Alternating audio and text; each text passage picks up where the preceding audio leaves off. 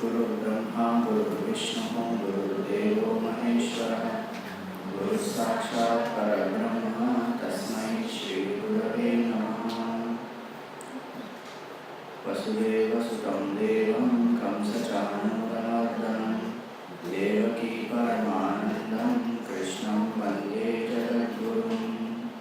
समस्तजनकल्याणे निरतं करुणामयं नमामि चिन्मयं देवं सद्गुरुं ब्रह्मविद्वरम्।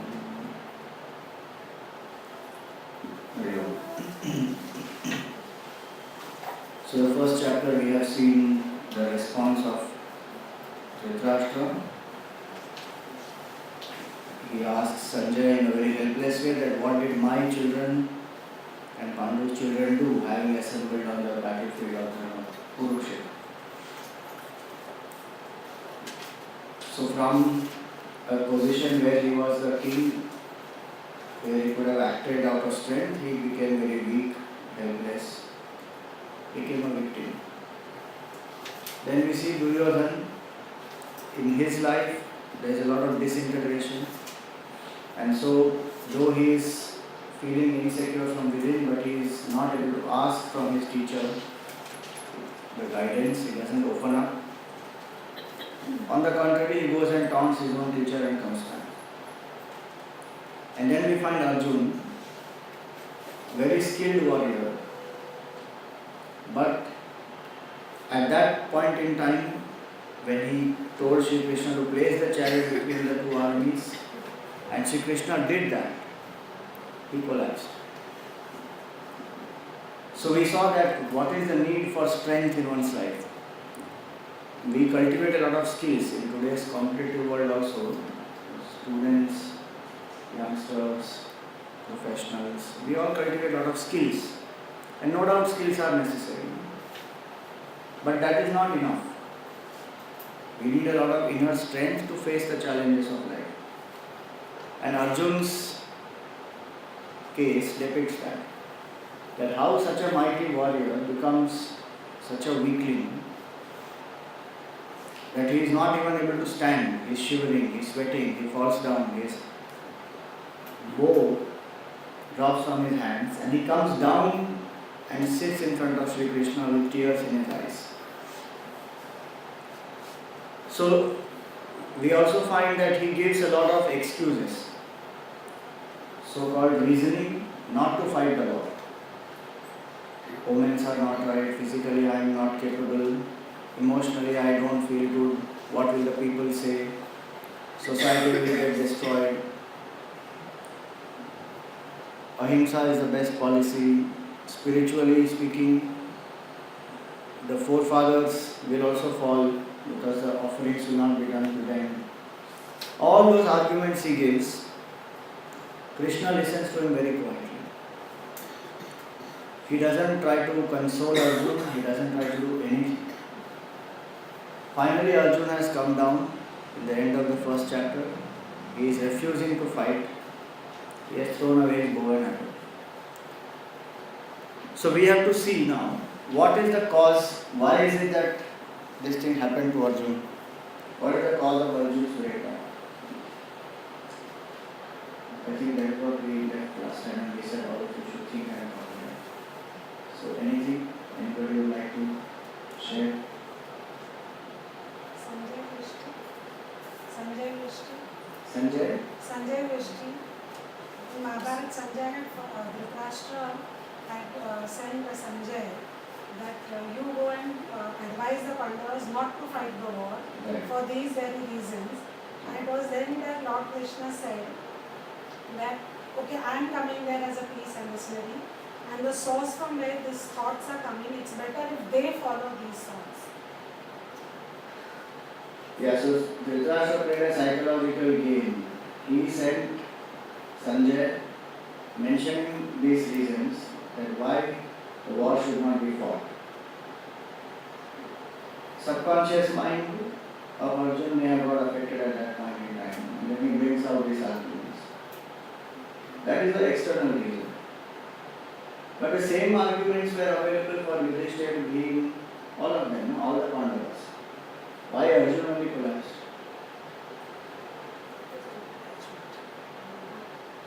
Moha, attachment. Definitely one reason is his attachment.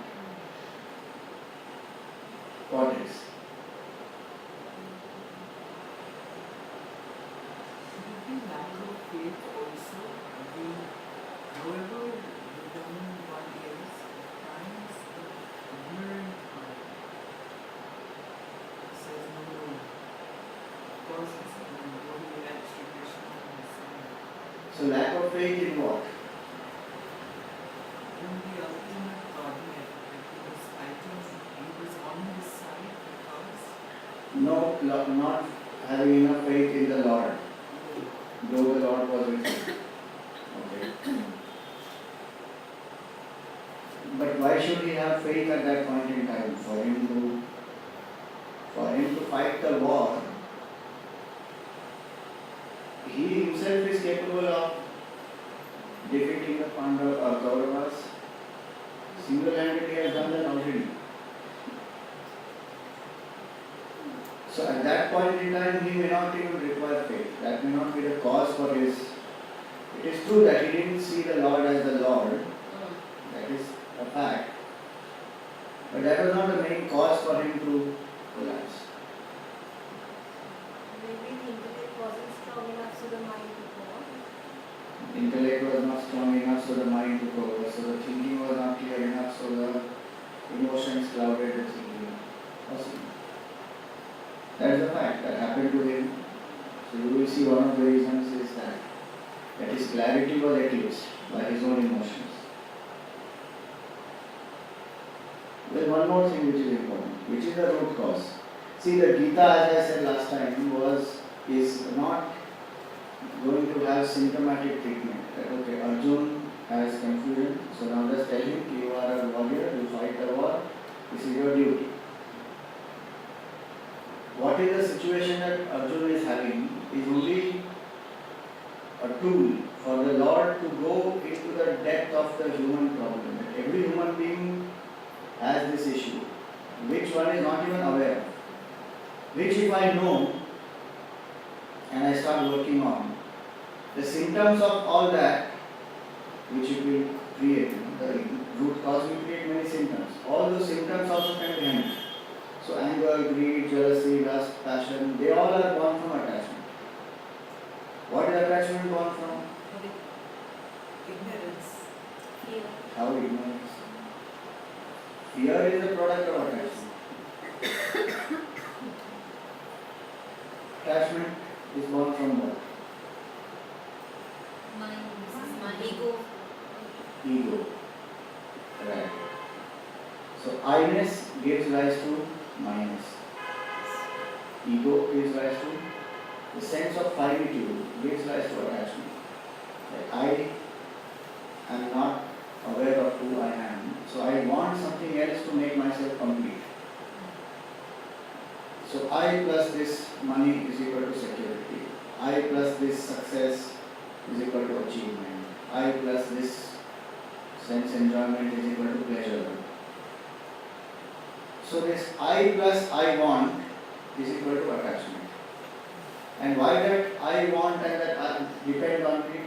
Why do I depend on it? Because what I really seek, permanent happiness, I don't experience that. And that is why we say that ignorance of one's own true nature as the self, as the pure happiness,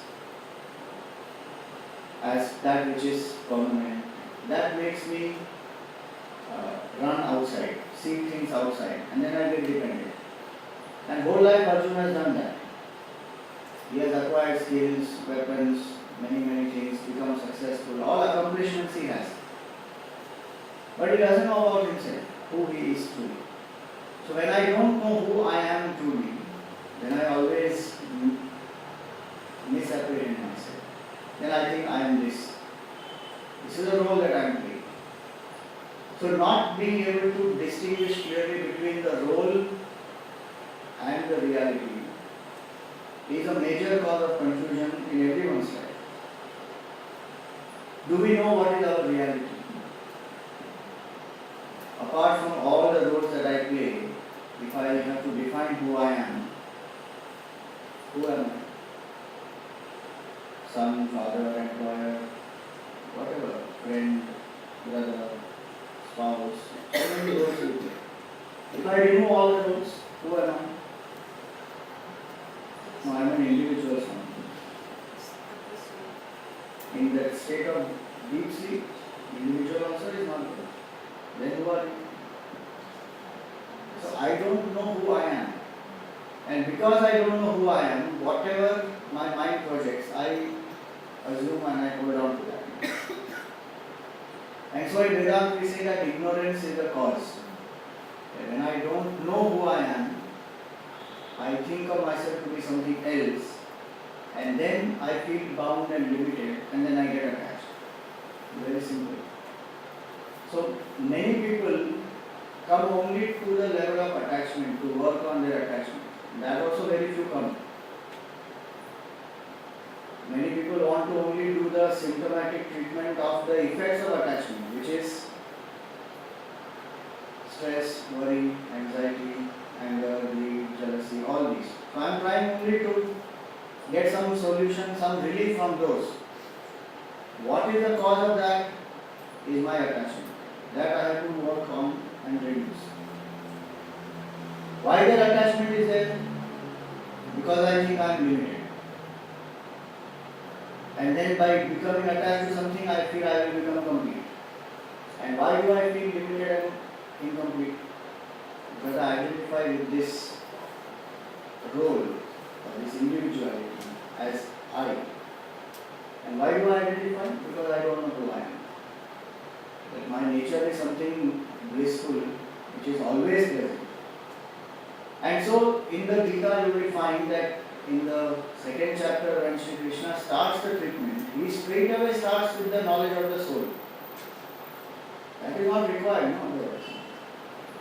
He could have just given a pep talk to Arjuna saying, okay, come on, you have done it all the while, why don't you do it? Drop all inhibitions, you are a Kshatriya, you are a born leader, you are such a glorious achiever. He could have just kept him up. But he didn't do that. He starts straight away from that description of the soul. So the cause is very important to analyze, that why did that breakdown of Arjuna happen. So if any of these three happen, there will definitely be problem in the personality. One is the intellect is clouded, very deliberate, confused. Why that happens? Because of attachments and agitation in the mind. The mind gets overwhelmed, the thinking gets eclipsed, and physically I become incapacitated. So identification with the body, that I am this body, creates the attachments and agitations. Agitations will create the confusion in the mind and intellect. And that person will then act under the influence of confusion and delusion. So that warrior who prepared himself for 12 years to fight the war, because of that confusion in his mind, decided to quit. Why did that happen? Because of this. I identify with the body, then I become miserable. All the three of them actually, Dhritarashtra, Duryodhana and Arjuna, they all have the same problem, the root cause. But it is lucky that Arjuna has Shri Krishna with him, and lucky that he surrenders to Shri Krishna, so that at least the diagnosis is done. Other two have not even done that, and hence they remain where they are. So this is one important aspect to understand, that our body, mind and intellect, these three, at the body level, if I think I am this, rather than that knowledge should be, this is a tool that I have. I am not the body. How do we know that I am not the body?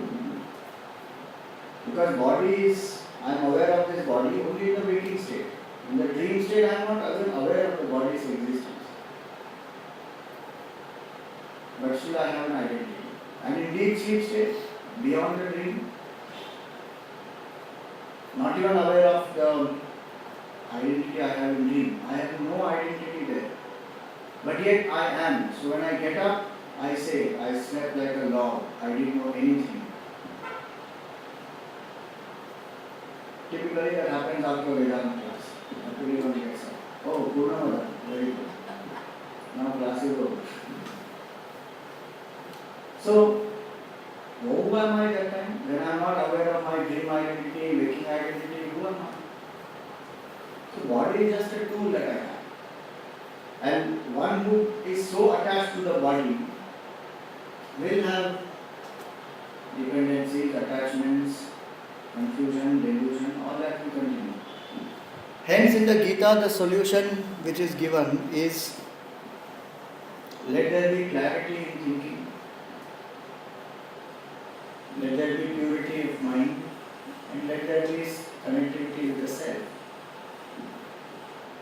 Hence, you need a teacher, approach the teacher, ask the teacher. Many times, this problem what we have also we don't know. Like how we go to a doctor, and we tell the symptoms. Then the doctor will ask for 5 questions, and then they will tell you, oh, this is happening, then this must be the cause for it, and this is the disease, and this is the cure. So one needs a teacher to even identify what is the cause of my sorrow. I can have secondary issues, which are anger, greed, jealousy, all these, and I think that is my problem. And so I keep on asking for relief methods from there. But few people who go deeper understand, this is temporary. What is a permanent cure? They go to the teacher, and then when they diagnose the problem, then the solution is this. So Gita first and foremost gives us a clarity of thinking.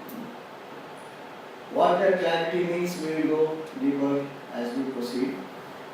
So when there is clarity in thinking, many times one has a certain clarity also, but still I know it, but I can't live it.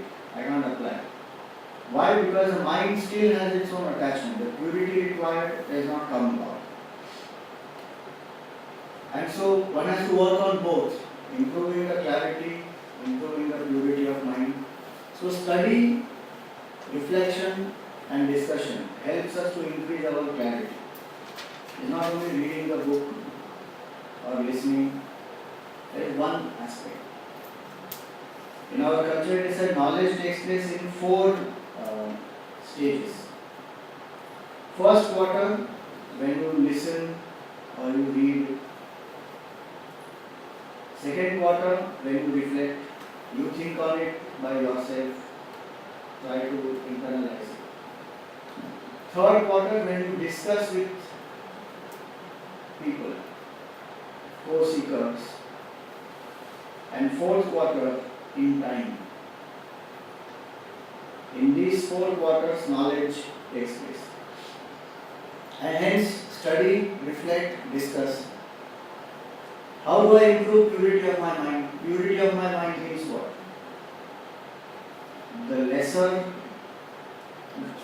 attachments, the lesser the ego, purer the mind. And hence the spiritual practices which I do, self-control, I live in, I do seva, that helps to reduce the ego, reduce the attachments. Then the mind becomes pure. Such a person, the knowledge that one has also will be applicable in one's life. Otherwise, many times one thinks that I am studying for years and years. Nothing happened.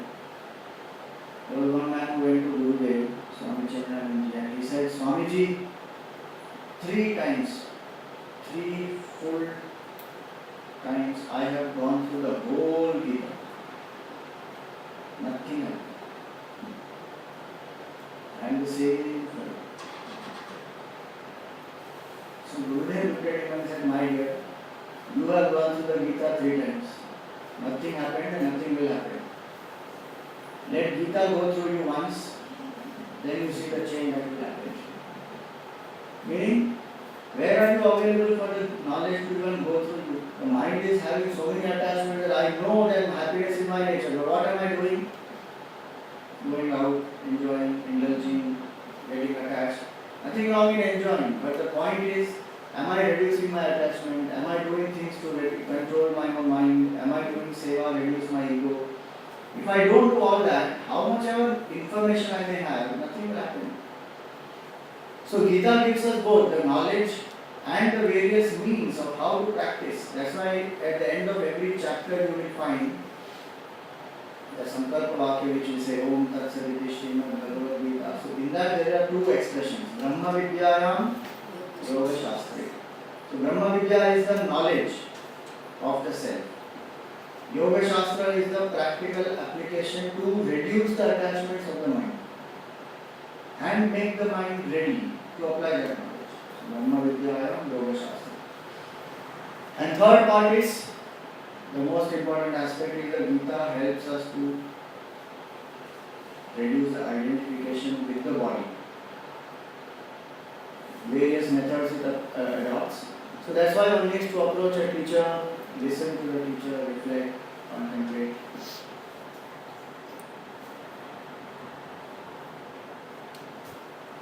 Actually, this slide is first we do clarity, then we come back to it. So, what is clarity? Three words are there in clarity.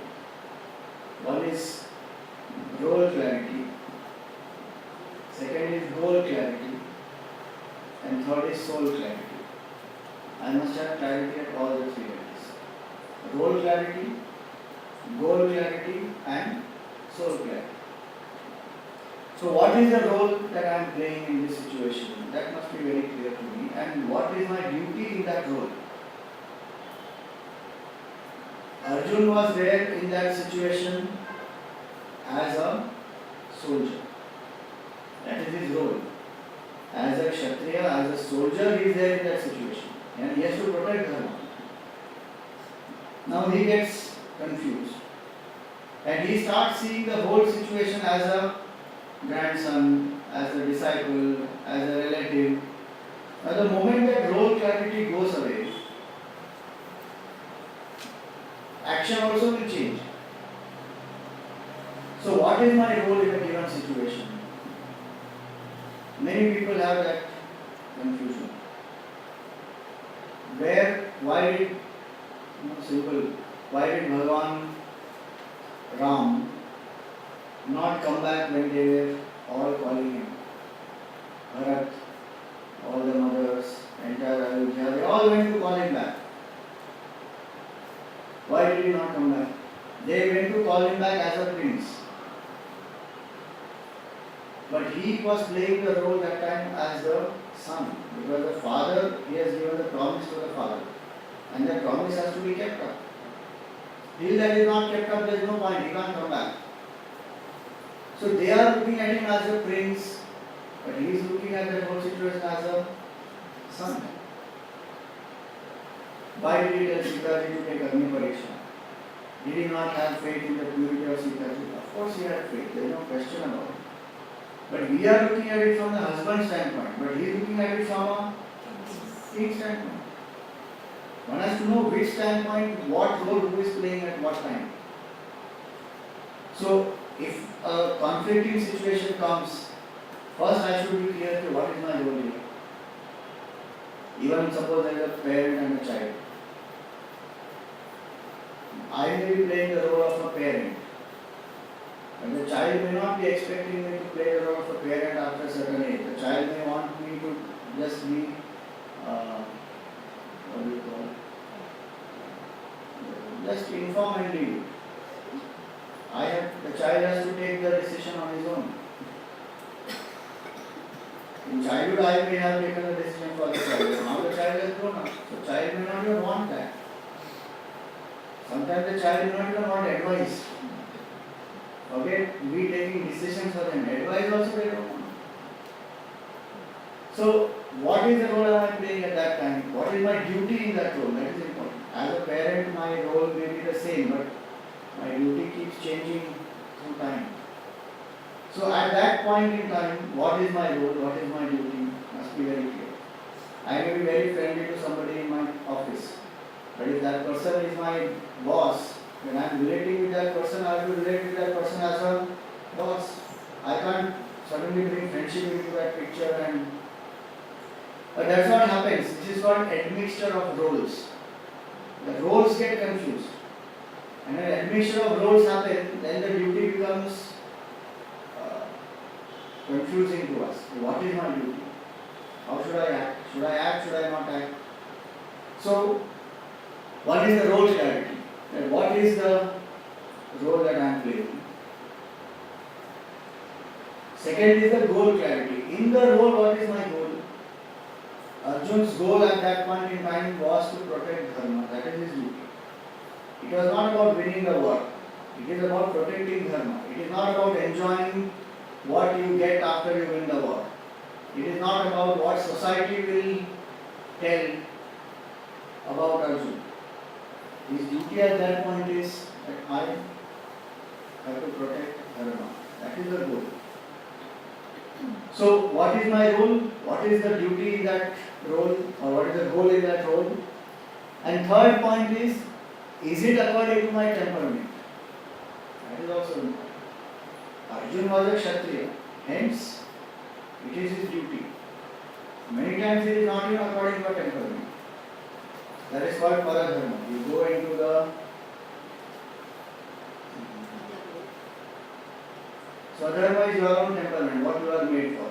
Paradharma is what you are not made for. You try to imitate, copy somebody, or do it because of some external pressure. Typically that happens. I am a student and I have to decide what field to take. Now as a student I have a duty, so I am playing the role of a student. My duty is to study well, to make my own career. What is my temperament in that? I have to find out. What am I made for? Then I have to choose. I can't choose on external factors. That, okay, all my friends are taking science, so I will also take science. I can't take it because of the family pressure. There is no doctor in our family, so you will be a doctor. The 3 Idiots movie is before the child, as the child is born only, this will be doctor, this will be engineer. One can't decide that. What is the temperament? Based on that one has to decide. So Arjun's temperament is to protect the war, protect Dharma. He is a Kshatriya. So Bhagavan reminds him that your temperament is be a warrior to fight to protect Dharma. You are not having the temperament of a sannyasi to go quietly and sit down and meditate. Because that's what he tells in the first chapter. I will go, I will sit quietly, meditate somewhere. It is better to live by begging alms than to fight your own people. He doesn't have that temperament to go and beg alms. That much of humility and that much of sattva guna in the mind has to be there. If he would have gone to the forest, what he would have done? He would have started killing the animals there. So that's his temperament, Kshatriya Swabha. What will he do? We can't sit quietly for a long time. So, clarity has to be about these three. What is the role? What is the goal? And is it according to my temperament? And the fourth aspect is, what is the soul? Who am I truly? That is the deepest level of clarity. That who am I truly speaking? If I know that soul clarity, the purpose of the Gita is that actually. Suppose I ask you, what is the main teaching of the Gita? What will you say?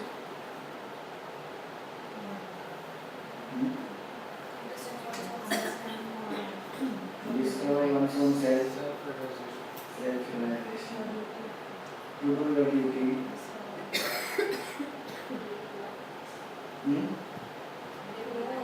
Live life. Life I will live in any case. What is the Gita telling me? How to live life? Right. See, Gita is a moksha shastra. It is not a dharma shastra. It is not only to tell me how to live, what is right, what is wrong, what is my duty, what is not. That also it tells us. But the main purpose of the Gita is to give us the knowledge of the self, to destroy the ignorance, and make a person free forever. So that once I know who I am, I play all my roles effortlessly. Today I don't know who I am, so the roles are very unfortunate actually. Because I don't know who I am, I can't play all my roles effectively. Some roles I get attached to, some I don't care enough. So I don't do justice to all my roles. So Dhritarashtra was not able to play the role of a king properly. He got attached to the role of a father, of a husband. So he did injustice. Arjuna also, he is not able to play the role of a warrior as of now properly.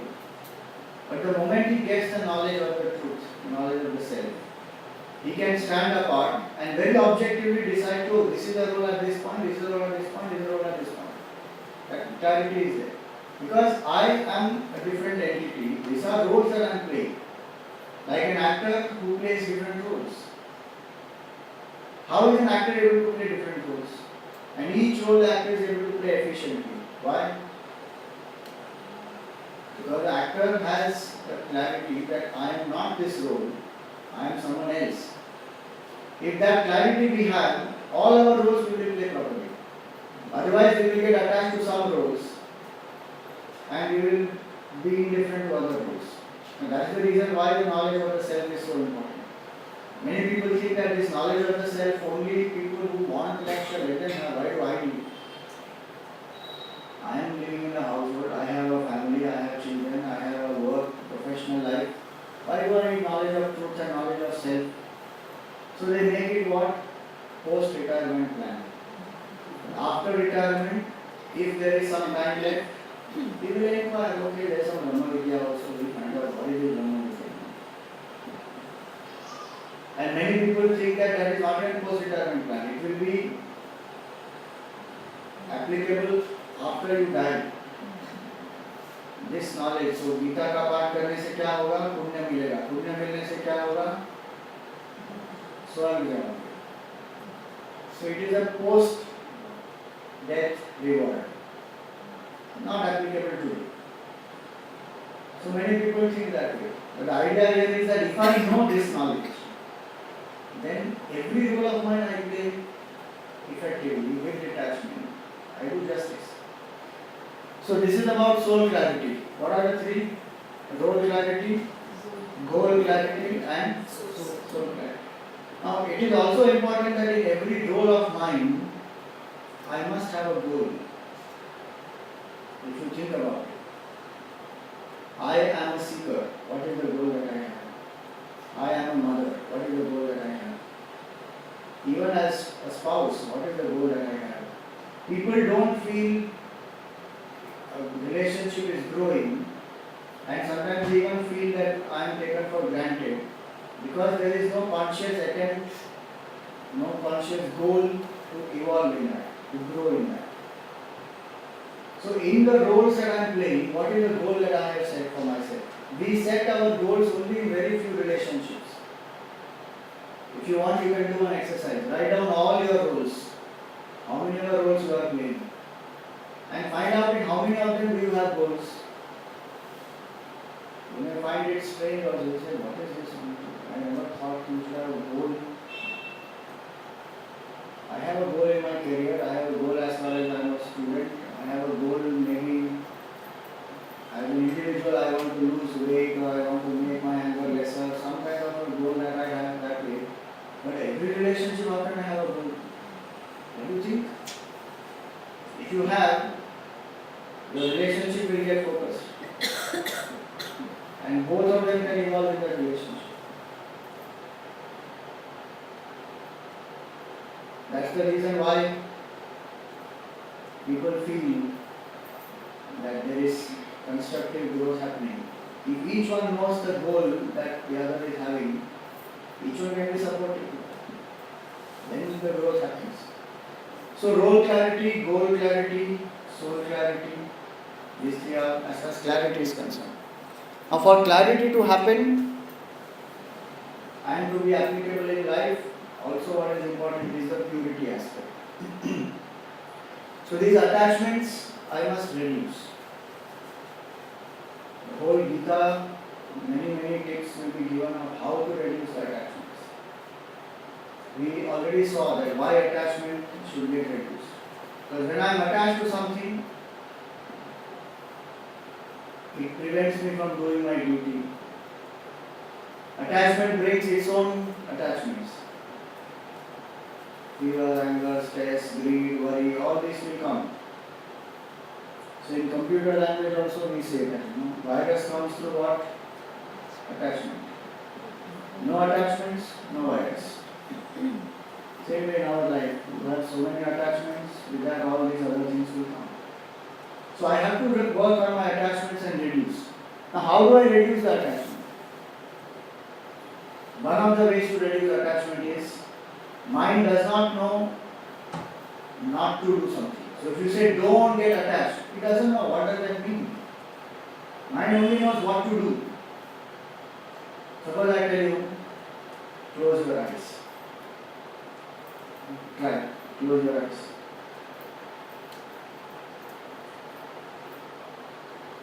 Don't think of an apple. A red apple should not come into your mind. Lovely red apples India exports to the whole world. You should not think of the red apple. Red apple is what I eat in the morning for breakfast. But I don't have to think of red apple. Open your eyes. What happens? Think of it that way. You thought of red apple. If you tell the mind don't do, it doesn't know. Mind only knows what to do. So if you say get detached, don't get attached, it will not work. And then you will wonder why it is not working. I am telling my mind don't get attached, and that is not working. I am also telling the mind get detached, and that is also not working. So what will work is you attach yourself to the higher and detach from the lower. If I hold on to the higher, I automatically get detached from the lower. So in 2 words, Gurudev described this. Summary of spirituality is attach and detach. Attach to the higher, detach from the lower. I don't have to fight my attachments. I only have to get attached to the higher. So through the understanding of what is the higher reality, what is the higher purpose in my life, what is the higher inspiration for which I can live. If I have a higher principle in my life, I can get detached from the lower things. I told you the example of the 3 people who were cutting rock. I told you, right, to build the runway on the airport. So the person who has a higher vision understands that I am building a base for you to fly high. He is not disturbed, not agitated, doesn't have to fight attachments and all these other negatives. So the moment I have a higher purpose, that is called Karma Yoga. The moment I tune up to the divine or the Lord, it's called Bhakti Yoga. And the moment I think that knowledge and knowing the truth is the higher purpose, or freedom is the higher purpose, moksha is the higher purpose, that is the Jnana Yoga. So that way, clarity and purity, 2 important aspects. And this is what we just spoke about. The root cause of Arjun's problem is the non-apprehension of the reality. So absence of soul clarity is his major problem, which is common to all of us. And when I don't know who I am, then Gurudev used to say this, non-apprehension of the reality causes misapprehension of the reality. So if I don't see the mirage, as sand, I will see that as water.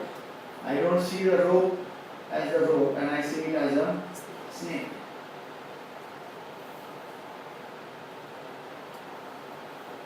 So in our life, when there is non-apprehension of the reality, that what is my essential nature? When I don't know that, then I am the imperishable, infinite consciousness, Sat, Chit, Anand. These are words used to define or describe that, not define, to indicate that. But I don't know that aspect at all. So I live with this understanding that I am this limited individuality, I am born on such and such date, son of so and so, father of so and so, brother of so and so. And I will live for a certain period of time, I am doing some karma, I will get a result of that karma. And I die, and according to the law of karma again I will be born somewhere. So that is my understanding. So I live as a limited individual. And this is such a thing that many don't even know that this is the cause of the root cause of all the problems. So they only keep working on some external thing. And hence the Gita always goes down to that level of the root cause of the issue, that get the soul clarity that who you are truly. Inquire that, find out that. And that's why it is called as a Moksha Shastra. So what was Arjun's turning point actually? In the beginning he also had a lot of Rajoguna, so he justifies his behavior. He gives so many excuses. And he also becomes tamasic, he drops his bow and otherwise says, I don't want to do. He also tries to escape from the duty. But there is some Sattva Guna in him. Sattva Guna means peace, knowledge, equanimity, selflessness. Rajoguna means agitation, attachment. And Tamoguna means ignorance, laziness, lethargy. So little bit of Sattva Guna is there in his mind. So in the chapter 2 you find that Arjun actually surrenders. And he seeks guidance. Bhagavan, I don't know, you please tell me. Beginning of wisdom is there. If I admit that I don't know. Duryodhana was not like that. He had that arrogance in him that I know. He went and taunted his own teacher. This famous story you must be knowing. There was this professor who came to meet a spiritual master. And spiritual master is very well known. People think that he is enlightened and his fame is spread far and wide. And this professor, he comes there to the spiritual master and he says, Sir, please give me the knowledge of the truth. I have been teaching for many years. I seek the knowledge of the truth from you. And then he starts introducing himself. He says, I am Professor so and so, I have taught in this university, I have achieved this distinction, and then I have this awards, and he goes on talking. So meanwhile the master, there's a cup and a saucer, and he starts pouring tea. And he goes on pouring the tea. And after some time the tea is full, but still he goes on pouring. So the tea is overflowing, but still he goes on pouring. So the professor, he gets stunned. He said, what is this happening? So finally he stops talking and he said, Sir, this tea is overflowing and it is falling all over. What are you doing? He said, can I add more tea to this? The professor said, no, you can't add. He said, simply, what will I add? Where is the knowledge of truth? Even assimilating you, because you are not even empty. Go empty yourself and come back. Filled with so much of notion about who he is, the knowledge of the truth is not going to be assimilated by him. So Arjun was humble enough, and that Sattva Guna in him made him surrender. So in our life, Sattva Guna is something which is very important. In the 14th chapter of the Gita, Bhagavan says, Sattvat Sanjayate Jnanam.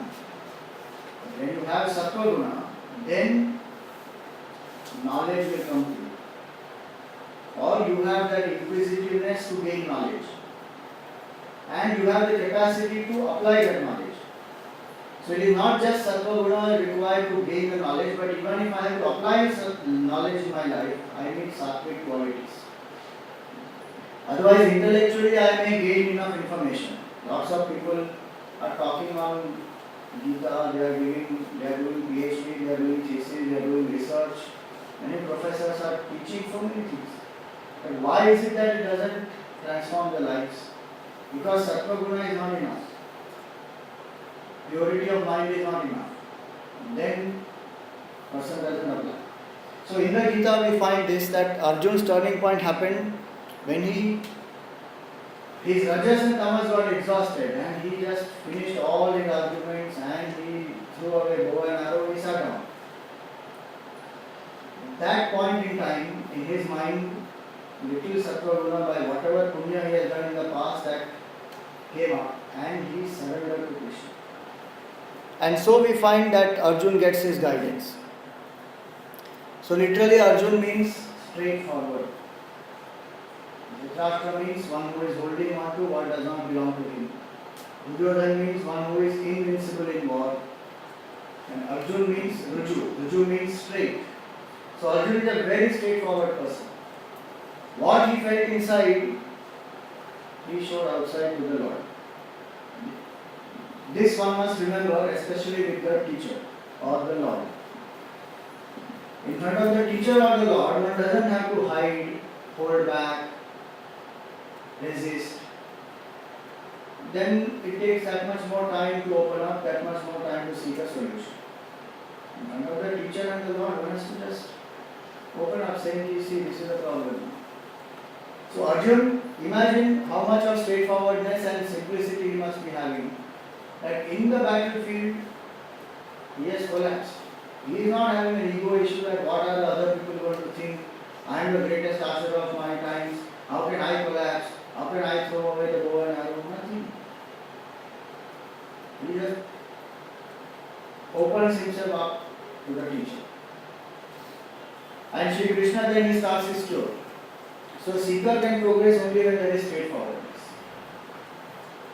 In Ramayana also Bhagavan says nicely, Chala kapat mohe chidrana bhava. I don't like manipulation, chal, kapat. I like simplicity. Why? Because the mind which is simple is a mind which is available to know the truth. A mind which is complicated is lost in its own complexity. And truth is simpler than the simplest. Truth is not complicated. It is who I am. But I am not available to know who I am because my mind is so complex. And a complex mind does not understand simple solutions. Suppose you tell the person, Ram Ram japo, भगवान का साक्षात्कार हो जाएगा. क्या? सिर्फ राम राम करने से साक्षात्कार हो जाएगा? ऐसा थोड़ी होता है. Simple. Do japa and you will get realization. No. If you tell them some complicated theory, this is what I want. Because the mind is complex. Truth is simpler than the simplest. So Arjun, when he does not have his false mask, he doesn't have resistance, he just opens up. Bhagavan, this is how it is. And I don't want to fight. I am very confused now. You tell me what to do. So that is how Arjun has turned. So in the first chapter we find that.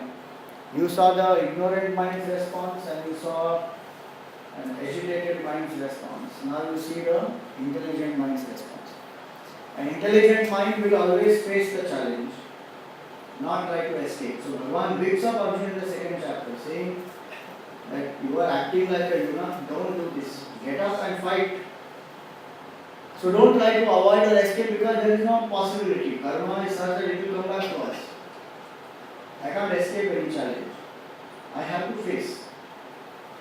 While facing it, let there be focus on the duty.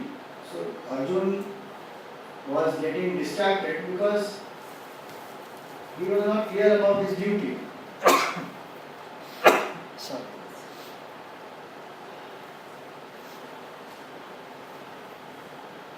Why was he not clear about the duty? Because for that temporary phase, that few moments, his clarity and purity was eclipsed. So what is important is to focus on how can I cultivate inner strength of mind.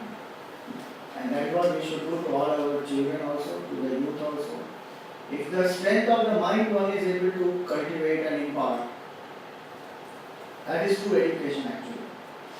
Everything else is only collection of information, and today information is available at the tip of the finger. Enough and more is there on the computer. You just have to do Google and everything you will get. And the projects are also like that only. So you see school projects, so many of them, half of them are done by the parent. And the rest of them are done by the student, copy paste on the Google, put it here, take and give. Idea is how do we impart strength? What are the ways by which a person's mind can become strong? If the mind is not strong, nothing can be done. And imagine 8 to 10 hours of the day, which are the best hours of the day, the child is with the school, the teacher. What is being taught? Very important. You know how many hours we spend in a school on an average? From LKG to graduation. If you just go by normal school hours, how many? 8 hours? 6 hours? Minimum.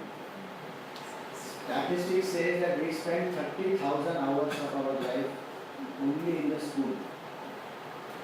And at the end of those 30,000 hours, what happens?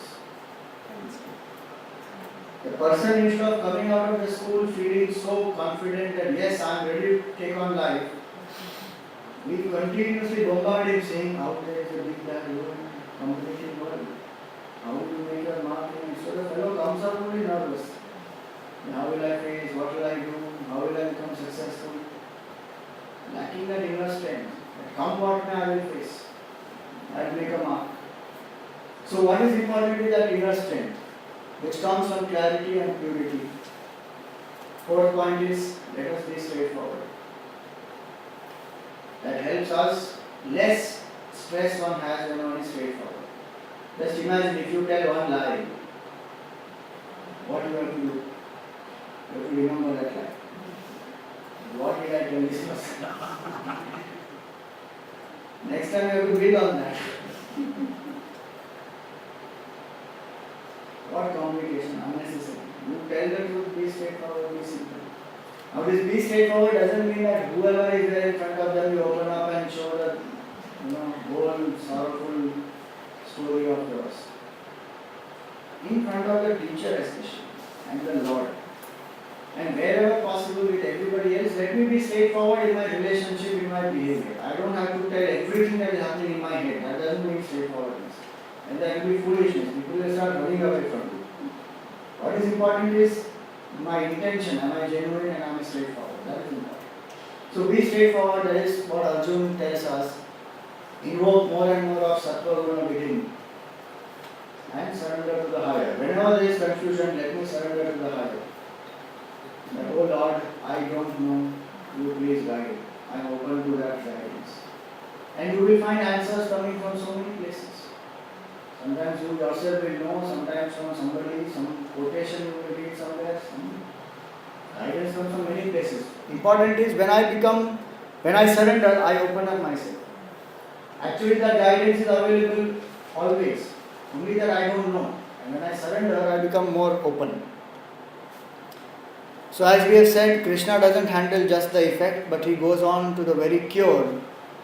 And so Gita is a treatment, not a relief. It's not a relief treatment, it's a cure treatment. So this is the scheme that Gita follows. If you understand this scheme, you have understood the Gita. By knowing I am divine and complete, the result is I get that self-knowledge. What happens with that self-knowledge? When I have a soul clarity, I have no psychological dependence. Because I know that I am complete, I am full. I don't need anything to become complete. No psychological dependence means I am detached. If I am detached, the mind is single-pointed.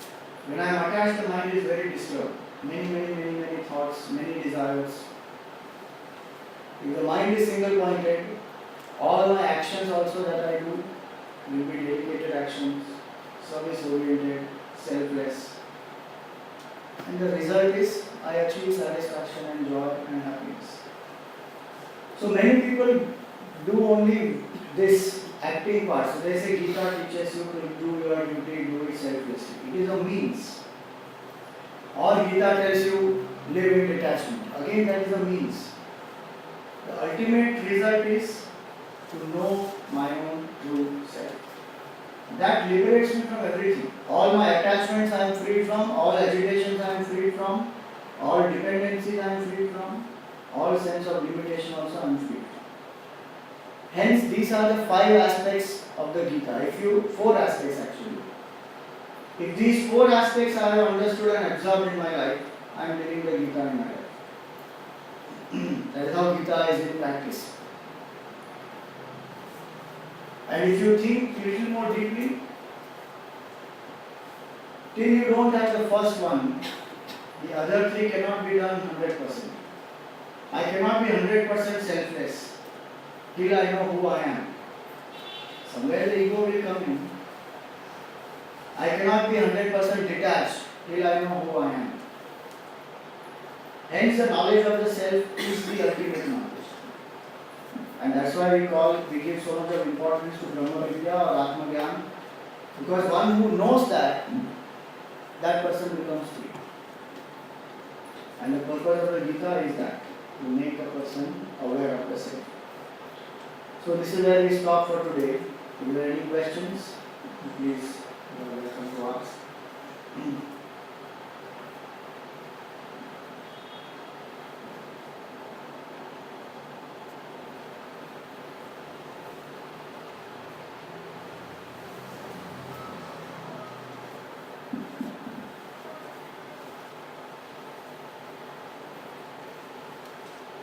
Somebody said something about a non-apprehension of reality and misapprehension of reality. So non-apprehension is when I don't know who I am, when the truth is not known, it is perceived as something else. That is called misapprehension. So non-apprehension of the rope creates the misapprehension as the snake. Non-apprehension of the sand in the desert creates the misapprehension that it is water. So when I don't know, many times that happens to us also. When we don't know what has happened, our mind projects. Suppose my son has not returned home. It is 12:30 and I am not able to get through his phone. So I don't know what is the fact. So when I don't know what is the fact, what does my mind do? Imagine. Maybe he met with an accident. Maybe he is in danger. Maybe his phone is switched off and he is in some party, whatever. Something the mind will project. No? So that is how it is. When I don't know the fact, then I start projecting. In the darkness, what is there I don't know. So what happens? Mind projects. Maybe there is a snake. Maybe there is a cockroach. Maybe there is a ghost. So that is the law of the mind. That when the mind does not apprehend something clearly, it will start misapprehending. So many times it happens to us. How people also will do that. I have not even met that person yet. The person is just walking in. I don't even know that person, but the mind starts making opinion just by looking at the way that person is dressed or the way the person is walking or whatever. Some opinion it makes. Because he doesn't know clearly what that person is, who that person is. He starts making opinion. So in our life also that is what has happened. I don't know who I am truly, and our mind has projected that I am this individual. And then I am living my life based on that misapprehension. So that means there is no soul clarity. Basically, I don't know who I essentially am.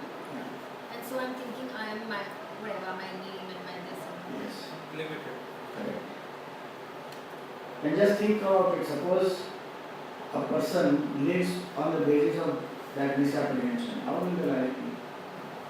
Suppose there is a snake, there is a rope, and I think of it as a snake. And my whole Behavior then is that this is a snake and the snake has bit me and then I am going to die and then there is poison and then it is growing up my body and very soon I will die. All that anxiety, stress, fear, worry, everything starts. Why? That's because of misapprehension that this is a snake. You put a torch and you see there is no snake there. Our whole relationship and whole life is based on misapprehension. Think about it. A seasoned traveler in the desert knows very well that that is mirage, will not run behind it. But an unseasoned traveler will run behind it because he is so thirsty and wants to have that water. Same way, we don't know what is the reality. Now we are running behind the world.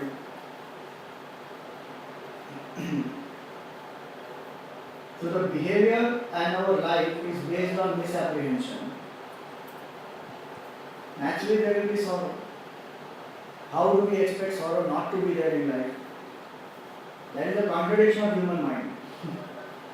I don't know who I am, but I don't want to be miserable. But my basis of my whole life is misapprehension. Then how there will be no sorrow? There will be sorrow. So if I have to get out of fear and sorrow once and for all, the only solution is let me gain self-knowledge.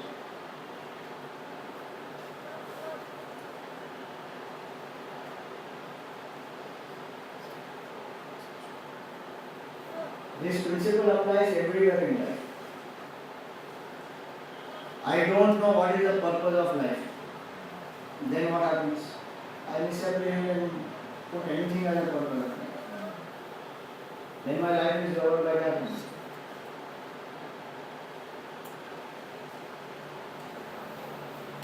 Swamiji, sometimes when you are as a person who play a number of roles, right?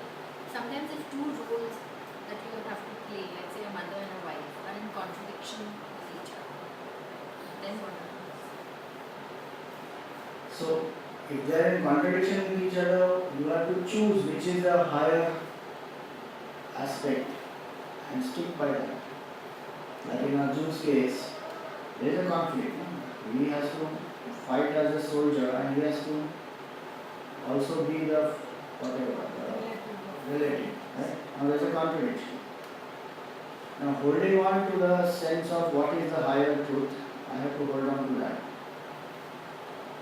In some cases, I may have to let go of the lower responsibility. That is called sacrifice. In some cases, I may have to adjust in both. It depends on case to case. Like Buddha had that intense desire to know the self, and at the same time he is a householder. So he has a wife and a child. He chose the higher way of life, so he left. So in some cases you have to leave. In some cases you have to adjust. Play both the roles in such a way that you are doing the duty in both. So that depends on situation to situation. If they are clearly in conflict with each other, where one is unrighteous and one is righteous, then there is no issue. The confusion comes only when they both are righteous and they both appear to be equal. Many factors go into the decision making. In which one are you needed? That is another question. I may be thinking that I am needed in both, but it may not be so. In one I may not be needed actually. In another one I may be needed. So then I have to choose that one where I am needed. So that each situation we have to decide based on.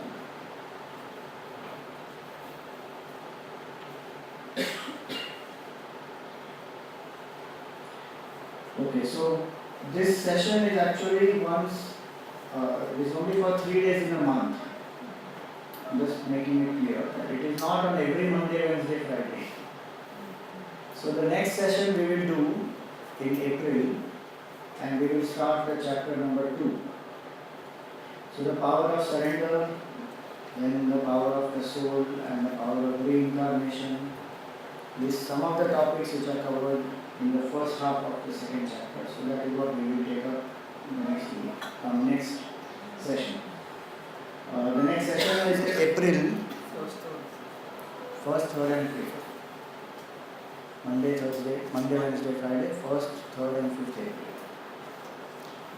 ॐ पूर्णमदः पूर्णमिदं पूर्णात् पूर्णमुदच्यते पूर्णस्य पूर्णमादाय पूर्णमेवावशिष्यते ॐ शान्ति शान्ति शान्ति हरि ओम श्री गुरुभ्यो नमः हरि ओम.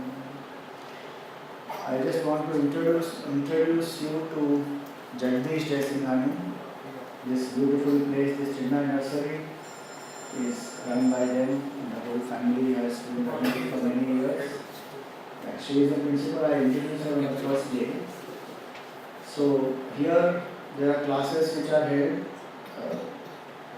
for the nursery kids, and there are other classes also which happen, dance, and then there are other tuition classes. Everything happens here. So you want to know anything more about it, you can always ask Jagdish and you can ask Superbhagi.